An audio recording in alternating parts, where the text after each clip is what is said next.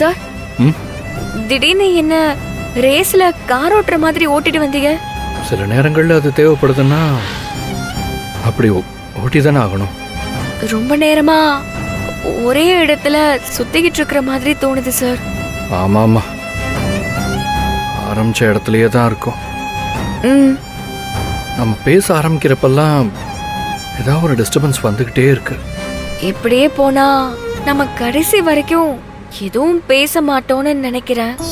பேசணும்னு வந்திருக்கோம், பேசாம போக மாட்டோம். காயத்ரி, கார்லயே போயிட்டு இருந்தா சரிப்பட்டு வராது. ஏதாவது ஒரு லோன்லி பிளேஸ்ல போய் உட்காந்து பேசலாமா? Okay sir.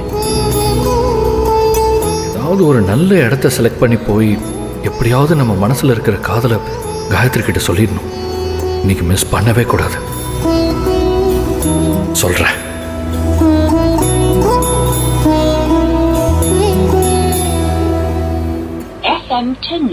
காதல் ஆசை யாரை விட்டதோ, உன்னொற்றை பார்வை ஓடி வந்து உயிரை தொட்டதோ,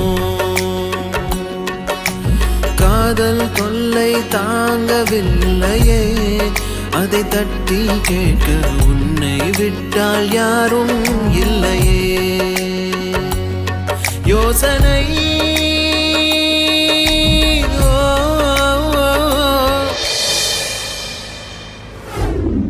செழியன் கிட்ட பேச போறதா சொல்லி காயத்ரி போனா. அவனை பார்த்தாளா, பேசினாளா, என்னன்னு ஒண்ணுமே தெரியலையே. இவெல்லாம் ஒரு பொம்பளையா? என்னம்மா? இந்த அன்னபூர்ணி சும்மாவே இருக்க மாட்டா போல இருக்கே. ஏன், என்னாச்சு? காயத்ரியும் செழியனும் கார்ல ஒண்ணா எங்கேயோ கிளம்பி போனாங்க. அப்படியா? எங்க போனாங்க? ரெண்டு பேரும் ஏதோ தனியா பேசணும்னு சொல்லிட்டு கிளம்பி போனாங்களாம். அப்படிதான் அன்னபூர்ணி சொல்லிட்டு இருந்தா. அப்படியா? அப்போ எப்படியும் காயத்ரி இன்னைக்கு அவ மனசுல உள்ளத செழியன் தம்பி கிட்ட சொல்லிடுவா. ஆனா அத பாத்துட்டு வந்து அன்னபூர்ணி பெரிய பிரச்சனை பண்ணிட்டு இருக்காளே. பிரச்சனை பண்றாளா?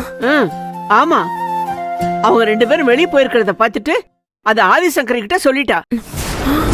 ஐயோ! சரி, ஆதிசங்கரி என்ன சொன்னா? அவங்க ரெண்டு பேரும் வேலை விஷயமா வெளியே போயிருப்பாங்கன்னு ஆதிசங்கரி சாதாரணமா சொல்லிட்டா. அப்பாடா. ஆனா அன்னபூரணி விடலையே. அவங்க ரெண்டு பேரும் தனியா போறது தப்பு. சுந்தருக்கு தெரிஞ்சா அவன் பிரச்சனை பண்ணுவான். என் பொண்ணோட வாழ்க்கை என்ன ஆகுறது? இப்படி அது இதுன்னு புலம்பி உடனே செழியனுக்கு போன் பண்ணி வர சொல்லுங்க அப்படின்னு அடம்பிடிக்க ஆரம்பிச்சிட்டா. ஐயோ! அப்புறம் ஆதிசங்கரி அதெல்லாம் காது கொடுத்து கூட கேட்கலையே. அப்புறம் என்ன? ஒன்னும் பிரச்சனை இல்ல, விடுங்க. ஆனா அதுக்கப்புறமும் அன்னபூர்ணி சும்மா இல்லாம ஆதிசங்கரி போனை எடுத்து செழியனுக்கு போன் பண்ண ஆரம்பிச்சிட்டா. எதுக்காக இவ தேவையில்லாத வேலையெல்லாம் பாத்துக்கிட்டு இருக்கா? நல்ல வேலை, அவளுக்கு போன் கிடைக்கல போல. அதையெல்லாம் பார்த்துட்டு ஆதிசங்கரி எனக்கு என் புள்ள மேலையும் காயத்ரி மேலையும் நம்பிக்கை இருக்குன்னு சொல்லி அன்னபூர்ணிய சத்தம் போட்டுட்டு போயிட்டா. அதுக்கப்புறமும் அன்னபூரணி அடங்காம புலம்பிக்கிட்டே தான் கிடந்தா. அவ ஏதாவது பண்ணிட்டு போறா, விடுங்க. அவளை போய் பெருசா எடுத்து நாம பேசிக்கிட்டு. காயத்ரியும் செழியனும் தனியா போயிருக்காங்கல்ல, அது வரைக்கும் நமக்கு சந்தோஷம் தான். எப்படியாவது அவங்க ரெண்டு பேரும் இன்னைக்கு மனசு விட்டு பேசிக்கணும். அதானே நமக்கு வேணும். காயத்ரி அவ மனசுல உள்ளத சொல்லி செழியன் அதை ஏத்துக்கிட்டான்னா அது போதும். ஆமா, அதுக்கப்புறம் எந்த பிரச்சனை வந்தாலும் நம்ம பாத்துக்கலாம்.